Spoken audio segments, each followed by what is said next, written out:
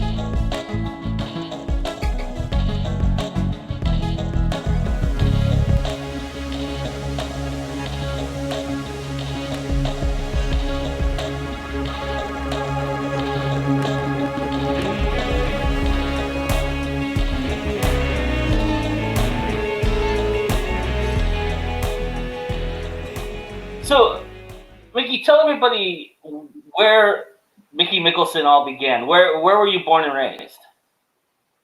Born in Edmonton, in Alberta, and went to a number of different small towns from probably grade 1 to grade 7. I was shipped in probably only child, parents got divorced, lived with my mom, and we went around to a number of smaller towns in northern Alberta for my childhood aspect. And then we ultimately ended up going back to Edmonton, and that's where I spent for 23 years. Was your mom was she a big artist? Did she have a lot of art in her background, or your father? Did any of your parents have any art background whatsoever? No, none at all, actually. I'm actually adopted, and my birth parents, my dad played the drums. Oh. And my mom was musically inclined. Now, I've never met them, but that's what was stated on my birth statement. So, I never imagined myself doing what I do. It's crazy because I work with all kinds of creatives now. It's amazing. What were some of your earlier influences? What really got you going for this love of artists? I've always been musically influenced, actually. The Beatles have been my biggest influence, and tying back to the creative edge aspect, I think of them a lot when I think with my authors because they had such a huge image in terms of their marketability. Their songs were simplistic yet favorable to the population and just all of that. So that's where I saw this going as well, is that those elements, and image is everything, right? So yeah, the Beatles have influenced me hugely. I've been listening to them since I was 5 years old. I turned 50 today, so do the math. Happy birthday, by the way. Thank you. Did you ever have designs of being an artist? Was there ever a creative streak in you that you thought, maybe I could be an artist someday? Did you ever pursue it? Yeah, no, for sure, absolutely. I mean, I think anybody who wants to do something, if they set their mind to doing it, they can do it. It's just how it rolls, right? Like even authors who say they want to be New York Times bestsellers. Well, have the passion. If you have the passion, eventually you'll get there. That's my belief. But was it ever being an artist yourself? Like, did you ever like want to like be a New York Times bestseller? Did you ever have that inclination? No, I've never wanted. Actually, it sounds bad, Joe, but I'm going to be honest about it. I've never wanted to write a book. I've never wanted to record an album. I've never wanted to do any of those things. I get my passion from promoting my clients and seeing how happy they are with all the opportunities that we're getting. So am I creative in a way? Yeah, but it's more of a business-like standpoint than putting words on paper and seeing if those are going to blow up somewhere. Do you feel like that your skill set is an underrated one in the creative world? Like that this is a creative skill set that you obtained?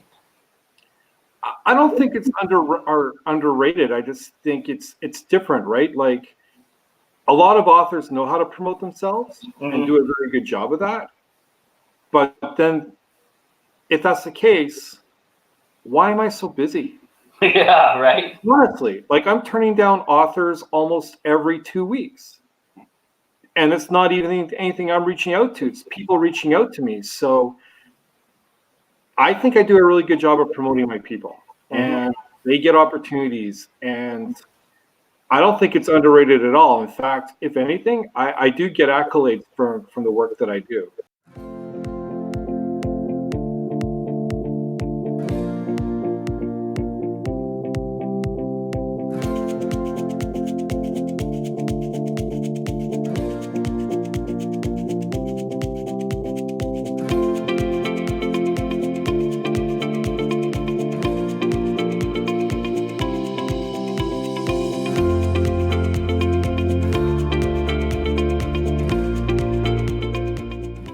We could talk about all the mistakes you made because everybody makes mistakes starting out, and there's a lot of things that go right and go wrong. But I want to know from you: is there anything that you did right off the bat that you found to be right, and that you've continued onward utilizing from the clients you are acquiring now and the clients that you've acquired throughout the test of your time doing this? Have you found that there was something right from the beginning you did correctly that now you're using throughout everything you do?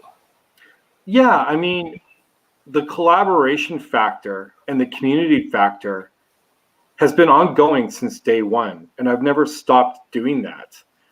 When we meet with media or we get to know media, it's not a cookie cutter approach. We get to know them as people from a personal level. We become friends with these people.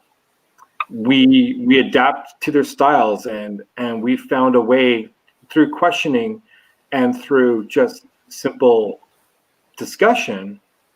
We found a way to find out what certain media people want in terms of guests and genres and entertainment, and we cater to that based on that. Not every author I have is going to get the same opportunity with specific media just because it's not going to interest those media people. So you've been able to feel selective because we have that collaborative approach to it. I mean, we have a closed Facebook page on just media collaborations. Yeah. And I think right now there's about 40 people on that list. Those are people that aren't clients, but they're people that we have set arrangements with and relationships with. And that's never stopped. It's always been like that since we started. That's awesome. That's cool. And that really builds a foundation that is unbreakable, right? Yeah, it is. And I mean, I don't know how other publicists run their business, so I won't speak to that. But all I know is with some of our collaborations and our partners, I don't even have to send out a press release to these people. Yeah. Because we've built that relationship and they trust and know that if I send someone to them, it's going to be fit for their brand. What was the turning point for you in this business? So when did it really start to grow and feel like you were in this business? We've had a lot of mainstream people for a while now. I would say that when Robert J. Sawyer reached out to me in January, I believe it was January 2017, that's when this all started to take off, and it made me realize that I can do this. Because he's a substantial name in the science fiction realm. He's probably the biggest name in Canada in terms of science fiction. And when he called me and we had a discussion, I'll be honest, I was scared initially. I wasn't sure I could be able to pull this off. But he got lots of opportunities working with me. We developed a friendship. We've developed a really strong relationship. He's been a huge advocate of Creative Edge, and that hasn't stopped. And that's what made me think that, you know what, I can actually do this. And we are doing this. We've got worldwide media connections now. We represent more than one New York Times bestseller, multiple award winners. And it's growing by leaps and bounds. Like, the opportunities have been endless in the last 2 years. So the interesting thing I find about publicists, and I don't know if it's just because of the comfort level, or just you get successful and you want to go with what works because you're smart business folks. But the idea for publicists is they don't stretch themselves too thin. They stay within a specific art form. Like, you're very well known for publicizing authors. It may not be the only thing you publicize, but you're well known for that. I know that I have a publicist who works strictly with music, and he just does music, folks. And so I'm kind of curious: is that by design? Is that because you know where your bread is buttered and you're smart enough to stick with it, or is it just because it just worked? You want to branch out, it just hasn't happened. Well, we've branched out a little bit. Like, we've got an arrangement with Monster Pro Wrestling out of Edmonton. We're helping the Lloydminster SPCA in the town that I live in help with that aspect. We have tried the music side of things. It hasn't panned out the way I would have liked. But at the end of the day, I mean, we started with authors. I tested this out with authors. And a lot of the book contacts we've got, they're reviewing books, right? So, and our biggest clients are authors. So it's a formula that works. I mean, again, like the Beatles reference, 3-chord harmony, 3-minute songs, simple formula, $1 million sales. Yeah. Why break something like that? And I tell my authors that too. If you've got a formula that works in terms of your book sales, don't move from it, because it works. What do you think is the biggest misconception about a publicist? That we're highly expensive and we provide no value. Yeah. I sign my people based on the direction they want to go and the vision they want to go. But every time I'm talking to an author, they almost cringe when it comes to the financial discussion until I've told them how much they're going to pay. And then it's better. But there's a conception out there that, you know what, I'm an author. I can do this myself. I don't need a publicist to do it. And I shouldn't have to pay exorbitant amounts of money to get them to do something that I'm more than willing and able to do myself. So then how do you define what you do to potential clients? It's all about building your reach. We don't guarantee book sales through our services. We don't even guarantee interviews through our services because it's almost impossible to do that. I would never, ever, ever guarantee those aspects. But what I will guarantee is working with me, you will increase your brand overall in terms of getting your name out there, getting your books out there, being known in not just one local area, because we do have worldwide media connections. And with that brand exposure and that increase in imagery, sales should typically follow. Yeah. And we've had a few examples of that actually in the last 2 months. I've signed 2 indie authors that before I signed them were not bestsellers, and now they're both international book bestsellers. So how do you define your role personally? Do you look at yourself as a father figure, a friendly voice? Do you look at yourself as a mentor, or maybe a combination of those aspects? How do you define yourself? Yeah, I think that's good. I'm a friendly voice. I'm definitely a communicator.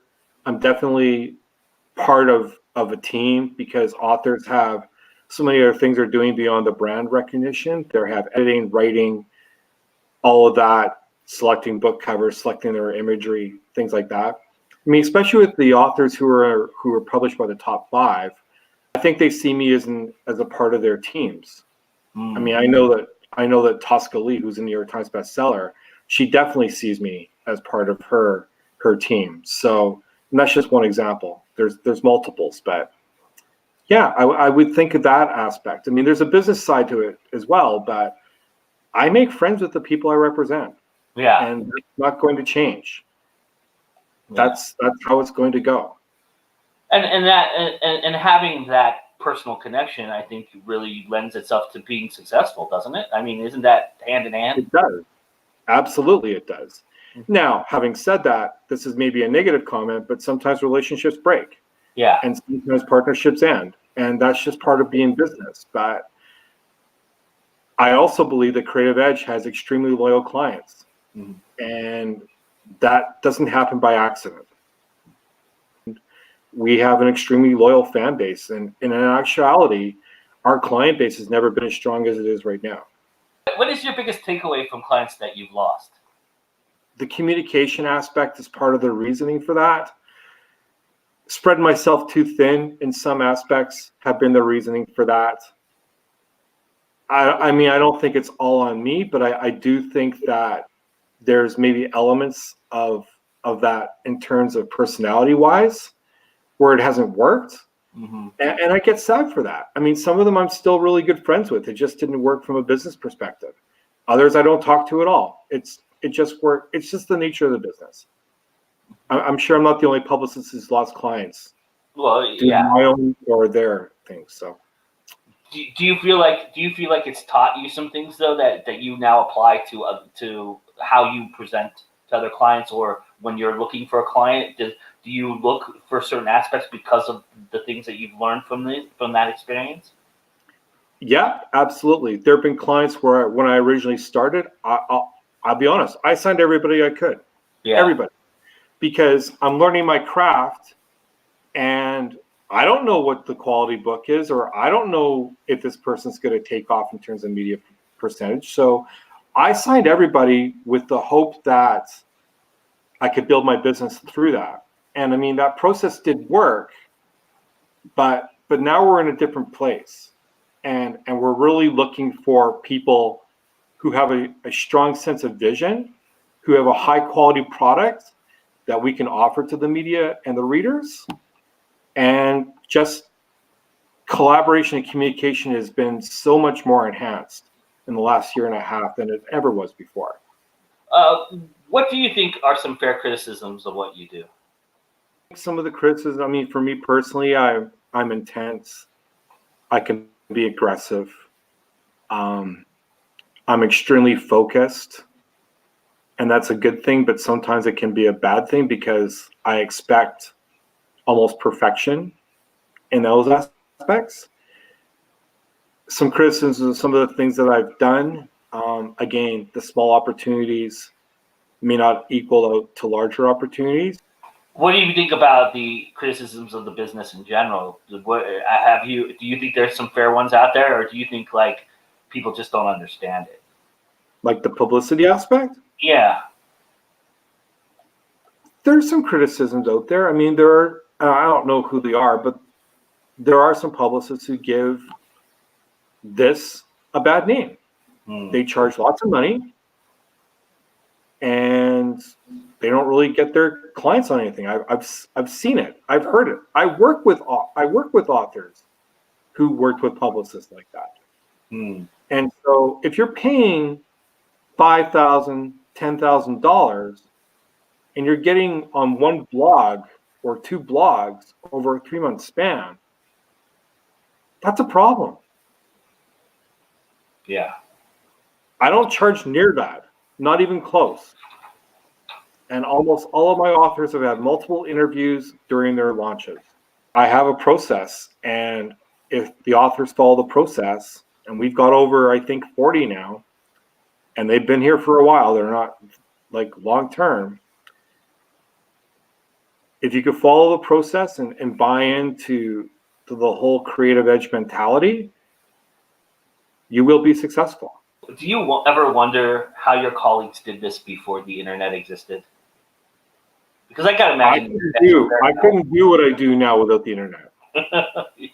There's no way. I live in Lloydminster, Saskatchewan, Canada. It's a tiny town. And I'm talking to the BBC, and I'm talking to people in the UK and Greece, and I'm talking to mainstream people in New York. There's no way I could do that without the internet. No way.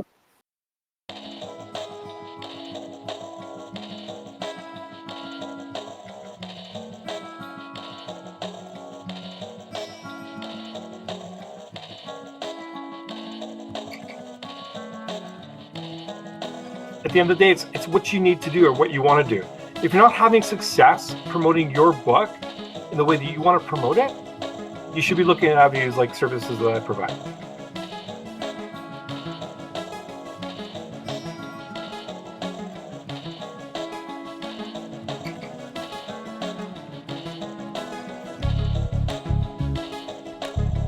For Creative Edge, it's been a year of learning, but within that learning, there's been a lot of key successes as well. My company ran initial focus starting only with indie authors, self-published mostly, but then midway through the year, and actually maybe even about February, March, we started signing some more traditionally published authors as well, that are published with top five, like big fives. So we're able to leverage a lot of mainstream media on top of all the other independent media as well. So from that aspect, I would say it was a huge success, and we've grown exponentially compared to what my vision was.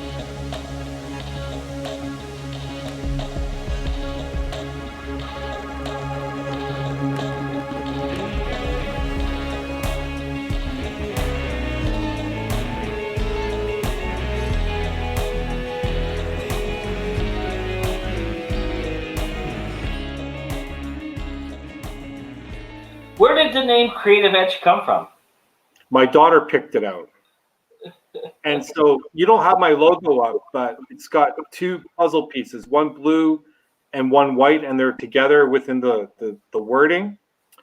And that's a symbol and a devotion to my daughter, because she selected the name and she's autistic, and I wanted in some way to give exposure to that. I want you to, if you don't mind, if you would give us a little inside baseball, take us through your process a little bit, and let's start with how you begin with a client. What's the first things you do when you look to sign a client and talk to them? What's the first things you say to them when you start that relationship?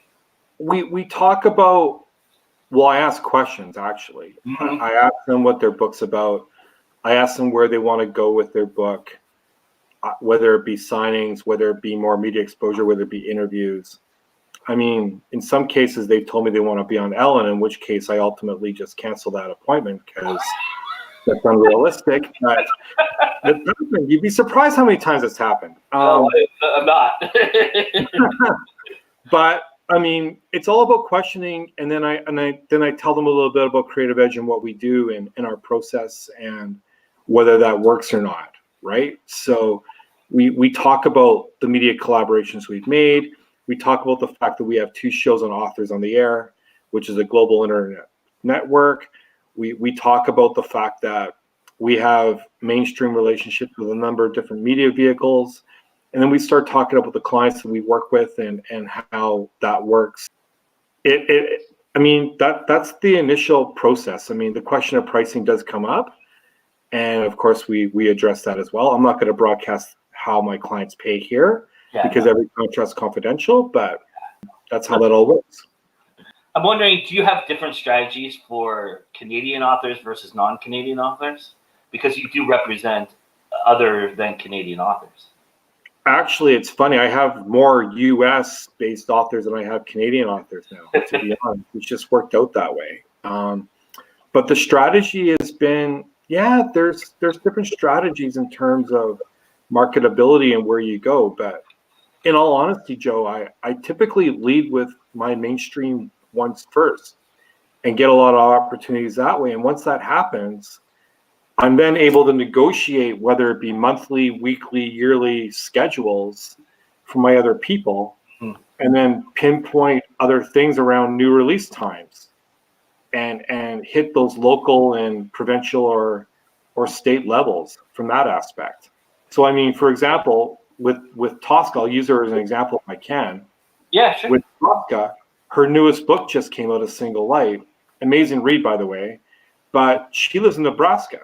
And so with that, with this last book release, and keep in mind, she's also published with a top 5 publisher, right? So, I mean, with that, though, we set up library visits all throughout Nebraska to help promote the book that way. And within that, we were able to get local coverage in every one of those cities, too. So it's a double dip aspect. And then because of those papers and those radio interviews and things like that, we were then able to branch out on a national level and ultimately got some international coverage as well. And that's just one author that I'm doing this with. How many times would you say you check in with an author, and what? Well, let's start with that. How many times do you check in with your clients on a daily basis, or a weekly basis, or a monthly basis? What is your process in making sure you connect with everybody? It depends on the individual. I mean, someone like Tosca, we're almost in communication every second, third day. Other clients, if they haven't done a book release for a while, I might check in once a month. If I know a book release is coming up, we might touch base once a week. Or if there's just something to talk about, or we need to talk about something, I'll pick up the phone and phone them. So the timing, it really depends on the need of the client at that time, really. There's a couple of authors I haven't talked to for months because they haven't had anything out. And then there's other authors where I'm almost talking to them on a weekly or daily or bi-weekly basis. How much hours a day do you spend? I mean, because I want people to get an idea of how much work you really put into this, because you put a lot of work into this. How many hours a day do you spend working on getting your clients, more publicity and doing what you do? Well, keep in mind too, Joe, I have a day job as well, Right. Which I won't talk about that because corporate structure or whatever, but I'm working 8:30 to 5 at that day job. In some cases, after hours too, just based on my travel schedule. So everything I'm doing with Creative Edge is done from usually 4 a.m. to 8 a.m. and then 5:30 onwards. Now, with a new release, I will typically write up the press release and then send that individual email out to well over 300 to 400 different media contacts. And that's usually done within a couple of days span for each client. That's unbelievable. So that's just one book. That's not even that's only the initial part of it. That's not the follow-up emails. That's not the emails after the fact for other areas. So yeah, it's a lot of work. Is your busiest time about right now when everybody's starting to gear up for like a Black Friday or Christmas time release kind of idea? April and September are my busiest times because that's when typically all the new books come out. So yeah, We're getting started right now. I think I have 5 book launches coming up this month and 4 more next month. Oh my God. But I did it to myself. I signed those people. So yeah, sure. Right? Yeah, sure. Hey, we reap what we sow, right? We are a product of ourselves. And I want to reiterate, thank you for bringing this up as well. All those emails and the press release and all of that, I make no money off of that. Yeah. Because that's one thing I will talk about with my pricing. My clients don't pay a dime until I've booked them something. If I can't book them something, they don't pay me. You've been really great about bringing your clients to grassroots efforts like myself, and podcasts, and you look at it as a broader picture, and I'm just curious, has that been a benefit to you? And because honestly, I mean, we can be straightforward right here, right now. I'm not going to move 1,000 units for you. That's just not ever going to happen. I'm never going to sell 1,000 books for your client, at least not right at this moment. and there's a lot of shows that you put your people on that are going to be in that same boat. So what do those shows, in your mind, add a value? What value did they add to your clientele? Is it a matter of getting them some practice? Is it a matter of getting them some exposure? Do you feel like you're banking on a future that maybe in the future people will see them on these shows because maybe these shows might hit or something to that effect? What is your philosophy on all that? Well, my philosophy around this, and keep in mind, not every author wants to come on shows where you're going to get 100 views or 50 views or 75 views or whatever, right? Right. But what those individuals, and keep in mind, I don't work with anybody like that today. Everyone's pretty open to everything. But what authors like that don't realize is, how do they know that a major media person is not watching your show to get some new blood? Yeah. So if your show's got 100 views or whatever the view number is, I don't know what your reach is like from that aspect, Joe. But how do we know that some major TV producer decides to look in on your show because you've got a panel of guests and a couple are appeasing, and they're going to look at that and they're going to see how these people interact? In some cases, the authors, bringing authors onto your shows, maybe it is a test run to see how they conduct themselves in a television-minded environment. Mm-hmm. But the other side of that, how do we know that that major person isn't going to branch out and get something for you? Tosca's been on a number of shows with the opportunities haven't been as stellar as they could be.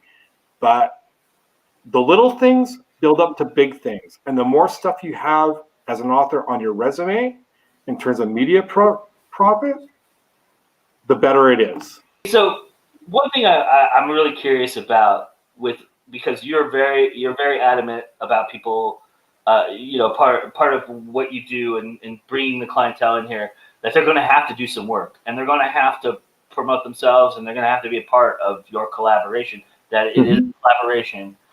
And you know as well as I do that there is this idea, and it may be waning a bit now just because of the world we live in, but authors have notoriously been introverted. And so how do you look at that, and how do you deal with an author that tells you that they're introverted? Is there a different strategy that you come up with in place, or is there something that you do to kind of help them get through the introvertness and break through that wall? Is there something you look at and say, okay, you may think you're introverted, but you're really not? I mean, how do you approach that person in that respect? Yeah, we usually have phone calls when I ran into situations like that, because I've had authors who say, I don't want to do interviews.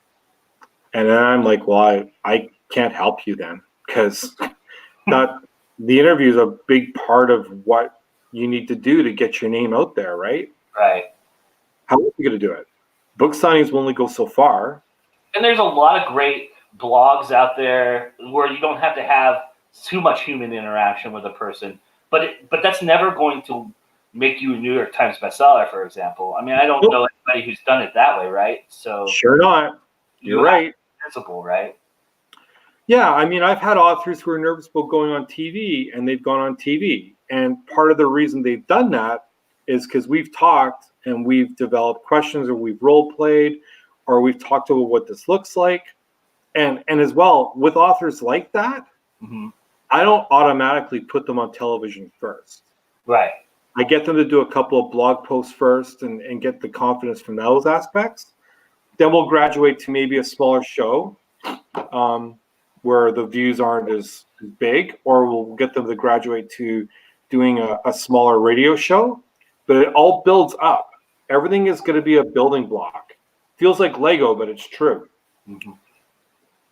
What do you think is the most important skill set to have if you wanted to be in this business? Professionalism. I love that. It is. And having a vision of where you want to go and having a direction.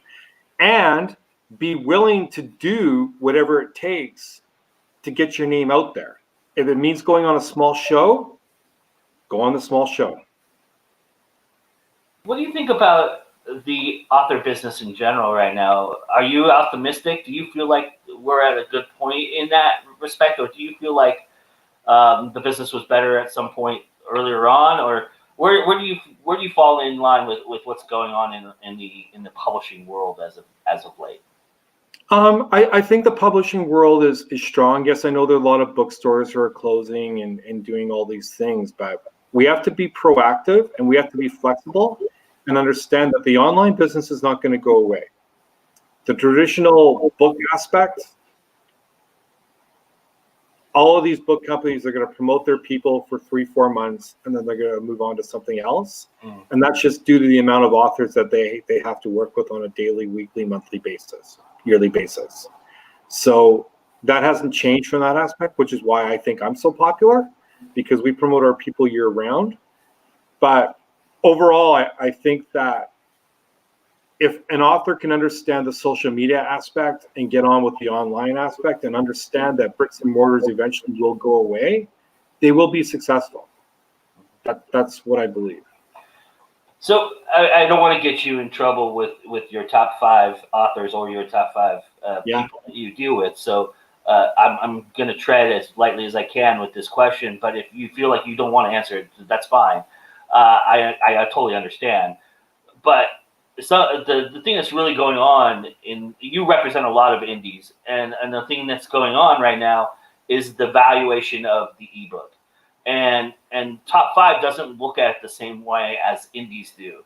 Do you feel like that might be a mistake? Do you think that there's value in the ebook that others aren't seeing? I'll answer this question.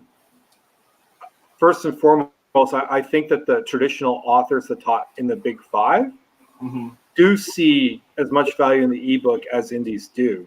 I mean, I've had clients who were published by Simon & Schuster, Penguin, Publishers House, trying to get on BookBub and trying to get BookBub ads and focusing on the ebook aspect too. So I think everyone's trying to do the same thing. The one thing I will say about the publishing world, and it's kind of tragic actually, is that a lot of media still have that misconception around self-published authors that they're self-published and they don't put out good quality stuff. Yeah. And I think that's a mistake, because I represent a lot of indies, 2 of which are international bestsellers. And their work is highly quality. And it's just as legitimate as some of the small press and big publishers out there.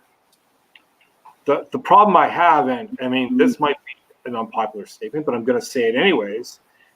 The problem I have is when an author's pumping out a book every single month with hopes of getting all kinds of sales and media coverage, and that's just not a feasible, workable model, in my opinion. It's interesting you mentioned that about your authors in terms of the ebook thing, because I know Jonas Saul, Jonas. He negotiated to make sure that all of his ebook rights stayed within his own grasp, because he felt like the traditional publishing world had no idea how to promote those, and they did a horrible job with him. So he made sure that he kept all his ebook rights so that he could do that on his own. Yeah. I think that's more of the model that you're speaking towards, right? I mean, that's more of what you're talking about in terms of your big 5s knowing the value of that. Well, and that's why big 5 publishers hire publicists like myself who do understand that market. Yeah. Because you're right, the traditional publicist vein, they don't really look at a lot of that. I mean, they'll set up ads and they'll set up pricing points for ebook aspects, but I'm not sure that they're setting up a lot of social media campaigns from that aspect. I'm curious what your thoughts are on audiobooks. Do you think that's the wave of the future? Do you think that's the next step? Do you think that's where we're headed, or is there something else that you're looking towards in terms of how you're going to promote? I don't know if audiobooks are the wave of the future, but I do know that there are some reviewers that all they'll review is audiobooks. I try to send them a print book or an ebook, forget it. It never happens. It's just another niche in the marketplace that it's another advantage for authors to get out there and attract another reader, right? Because some people don't have time to read a book just based on how busy they are. I mean, I work 2 jobs. I don't have time to really read everything that my clients send me. I'd love to do it. I just don't have time. So audiobooks give another level to that, and it's another way to recoup sales. And that's the bottom line, right? It's finding ways to find revenue streams for yourself. Well, it's part of it. I mean, let's keep in mind that authors are creatives, right? Right. And they're not thinking always about the bottom dollar, but they are thinking, how can I attract another reader to read my product? And so I think that's the more important aspect of it. Nice. What does being around all these creative people really give you? Has it sparked any thoughts of you being creative in the future, or are you revisiting the creative side of yourself that you kind of let lie dormant, or do people notice you differently when you're around creative people as opposed to not being around creative people? Yeah, I mean, for me, it's bragging rights, to be honest. Nice. It's bragging rights. I love what I do, and I love the fact that I work with these highly intelligent, influential, organized, creative people, and they're just so down to earth, and a lot of them are so humble about what they do. Writing a book is hard.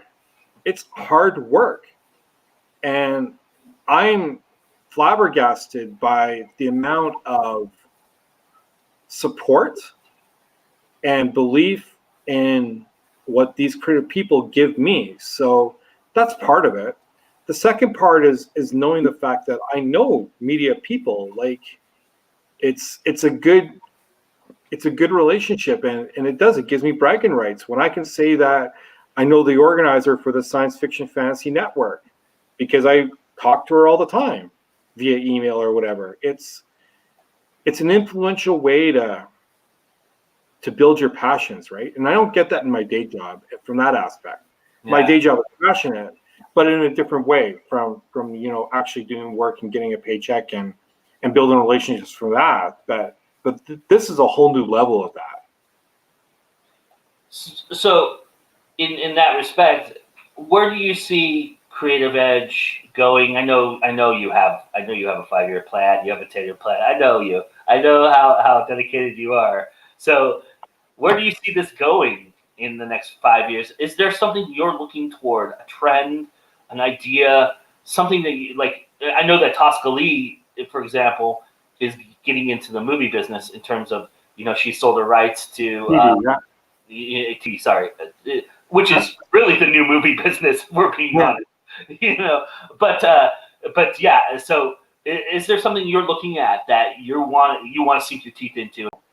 We want to sign authors that are going to provide a forum to attract readers, put out quality books, and at the end of the day, branch out internationally. I'm not interested in signing an author if all they want to do is focus on their local market and do nothing else with that.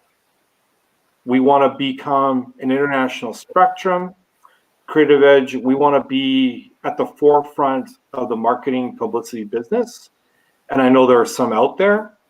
And Joe, I want to caution, it's not about getting more dollars and cents for me. Yeah. Because I don't believe in ripping off authors. I don't believe in charging exorbitant amounts of money and promising a whole bunch of things that maybe I have no right promising. I don't believe in that. But we do want to meet and work out on an international scale.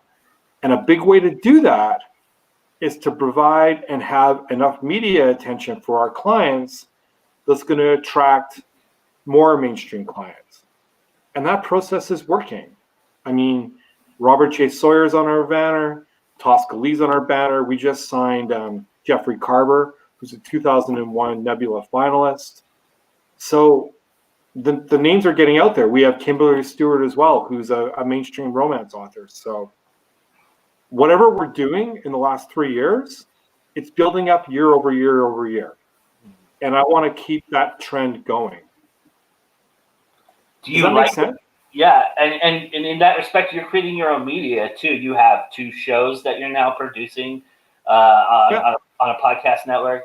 Do you like that aspect of what you're doing? Is that something that you're interested in doing more of, or do you feel like you just want to make sure you're hedging your bets a little bit with doing something like this? No, I like the fact that we have 2 radio shows. Now, keep in mind, I don't do the work for those. I mean, Right. Christy Stratus, for our first show on Authors on the Air, she's phenomenal.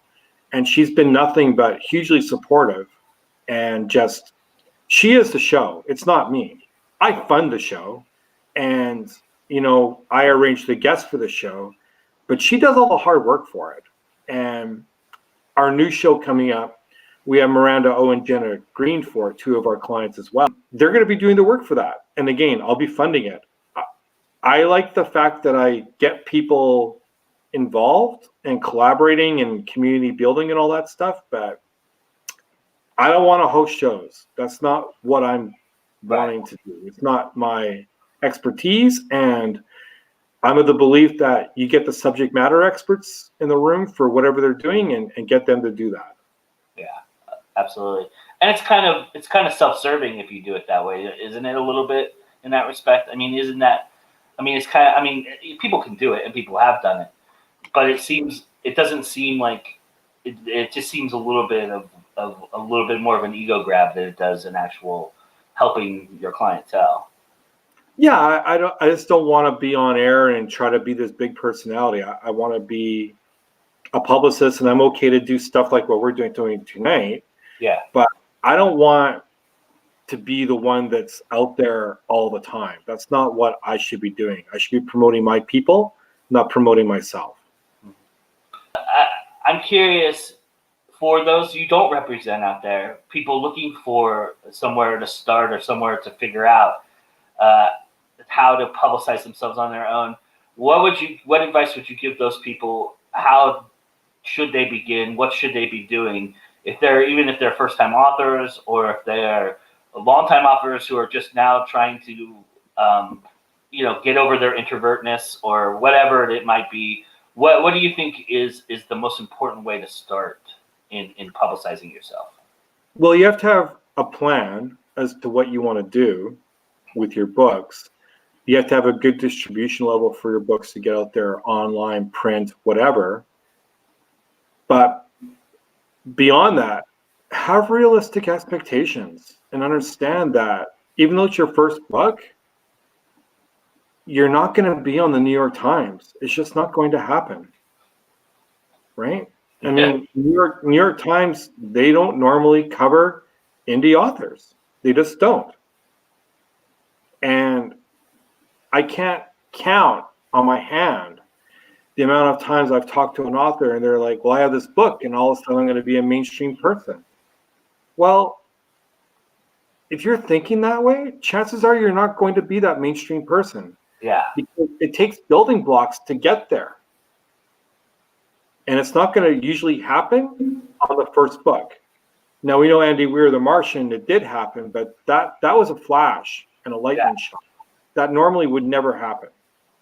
And it was really something that built over time. I mean, he put out on a blog, and the blog caught fire, and then as any good opportunist would note, that, hey, look, that looks like money to me. I'm going to grab them as soon as I can before somebody else does, and that's what happens, right? I mean, so. Well, and here's a point to that, Joe. Tosca's got potentially 2 TV shows on the horizon. Right. Potentially, right? Right. She's also wrote 12 books. Yeah. Right? Yeah, absolutely. She's won awards for her books. She's been a multiple New York Times bestseller. But she didn't do that with book 1. Right. It took time to do that. And the reason that happened is she had a solid plan in place. She knew what she wanted to do. And she followed that plan religiously. It's the same thing here. And those authors who are releasing a book every single month, hoping that something's going to catch fire, it won't. Because media people see those individuals as people who don't write quality. What are you, at this point in your career, what are you most proud of that you've accomplished? Just the fact that Creative Edge has gone as far as it has. We've had some bumps in the road, but we've persevered, and I've learned so much in the last 3 years. It's crazy. I'm proud of the client list I've got. I'm proud of the connections we've got from the media standpoint, the book reviewer standpoint, and the podcast standpoint. And we built all this up from scratch. And 3 years later, we have worldwide media connections. We have two shows on a global international network. We represent multiple New York Times and award best-selling authors. There's a lot to be proud of. Yeah. You really have a great eye for people, and people that you've brought here are quality people, and I think that's really amazing. And that's a hard thing to do. People don't realize how hard that really is, because you could rep anybody and bullshit your way through it, I'm sure, but it wouldn't be as satisfying or worth your time and effort as it is when you have quality people and people who are with you and you feel like is a collaborative force, right? Yeah, and I mean, it's important to note too that, I mean, the client list we've got now, you have to be able to fit in and represent not only yourself, but you're representing virtually every other client at Creative Edge, right? So if we have an indie author and they're doing interviews, they're kind of representing Robert J. Sawyer or Tosca Lee too, because their names are tied to that. Yeah. So you have to be able to conduct yourself on a professional level at all times and be able to get through that. Because, I mean, and this sounds bad, but the mainstream people don't want to be tied to people who are going to drag their branding down. Do you encourage your clientele to participate in things like NaNoWriMo, to write short stories for anthologies? Is that something that you really think is beneficial to an author? Absolutely. The more writing you can get out there from that aspect, the better you're going to be. But and an anthology is great because you can feed off other people to build that up, right? Right. Has any of your clients brought something to your attention that they thought maybe they could do or you could utilize in what you do for other authors and other clients that you now do as part of your process? You've mentioned that this is a collaborative effort, so I'm wondering if there has been some collaboration into your side of things as well with some of the authors who've been with you for a while, or even those who may have had some experiences outside of you that you bring into your fold. Yeah, some of our authors have gotten opportunities for themselves before working with me, or were already in the works before they signed on with me. And the practice now is that all authors will CC me on anything that they've gotten forward, just as an introduction to those media people. And what I typically am able to do with that is, well, send over a client list to those media people, and then in a lot of cases, organize monthly or weekly or yearly schedules with other clients. So again, it's a collaboration piece that works, right? We're all helping each other. And if we ever lose that aspect, I will likely fold Creative Edge because I never want that to go away, ever.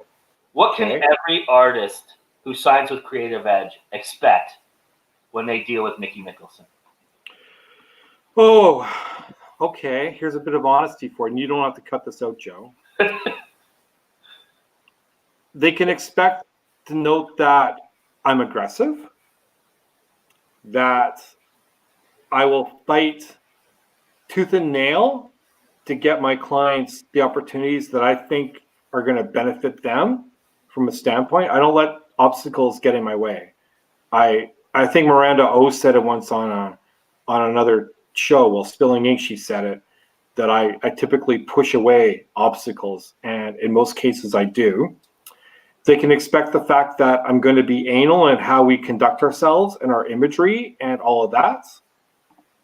But I also think at the end of the day that, and I've learned this through the last 3 years, that I'm also very, very fair with how I treat my people, and I lay the expectation out immediately.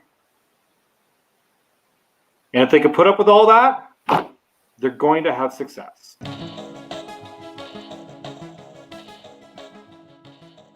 Stressing to the writers I represent, and there's well over 30, that communication and collaboration is key. I mean, I've been doing this since March of 2016, and we've done great things, but we can even push that bar even further by helping each other. And that's the goal I want to build on this year, is to talk with my people and show them that collaboration and communication is key, not only within the cells, but also within the media outlets that we're reaching out to and things like that. And I think overall, that's the kind of stuff that's going to pay larger dividends down the road, similar to an Oprah Winfrey opportunity or something like that.